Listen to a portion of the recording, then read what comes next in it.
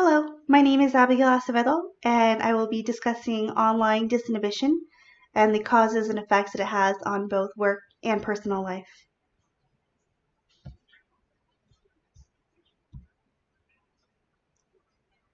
Understanding the cause and effect of online disinhibition. This is becoming a growing concern because a certain level of courage comes with this mask of a screen name and the words that you choose to say to those on social media. Understanding the causes of online disinhibition can keep individuals from making mistakes that drastically impact their personal and work life. What causes online disinhibition? Anonymity.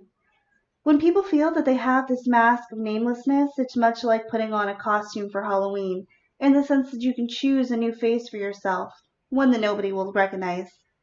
Many personality traits and social etiquettes are discarded when there is a screen name protecting one's identity, leading to this in society.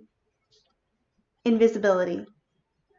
Facial expressions and eye contact are essential physical triggers that connect subjects, and without them, there's no concern about how you look, how you sound, or how much you're revealing through body language. Communication. Personal encounters allow others to see people's reactions right away, whereas online it can be delayed for an hour, 24 hours, or sometimes not at all. This type of communication allows room for bullies and trolls to leave unwarranted comments on a discussion forum to create reactions from readers in what's called an emotional hit and run. Inner voice.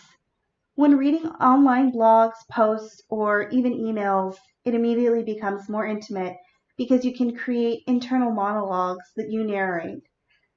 This inner voice impedes you from talking to other individuals with thoughts and views on social norms that affect how one carries themselves socially. An imaginary world. A common area of concern for online disinhibition is differentiating between reality and illusion. There is a vast market for massive multiplayer online role-playing games, or MMORPG, in which the user becomes someone else in a world with no real limitations. Authority. The internet is not monitored like city streets. Laws protect other users' freedom of speech and identity, which leads to a bigger problem of limited authority on these forums. This lack of authority on the internet allows a vacuum for people wishing to hide their identity, but still interact with others online.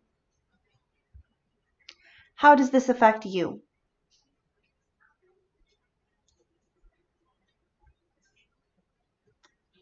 When individuals no longer see the difference of how they act online compared to offline, this distorts their views on what is acceptable. While it may not be anonymous, people are creating an alter ego on social media that has an entire life of its own. Oversharing on personal social media can sometimes bleed into the workplace. It gives you the courage to send a livid workplace email or post an angry rant about a coworker or boss that can make things more difficult when facing them next.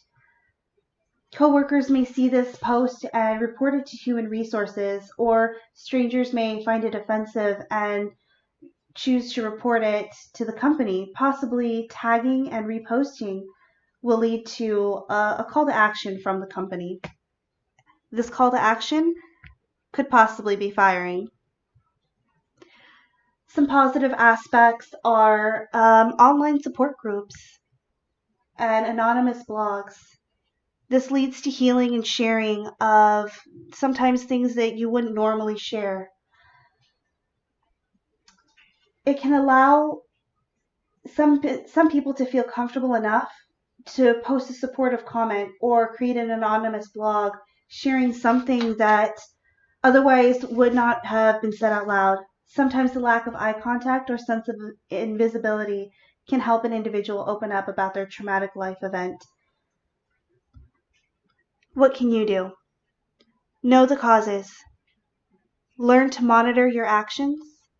Allow positive influences. And this will help us to change society.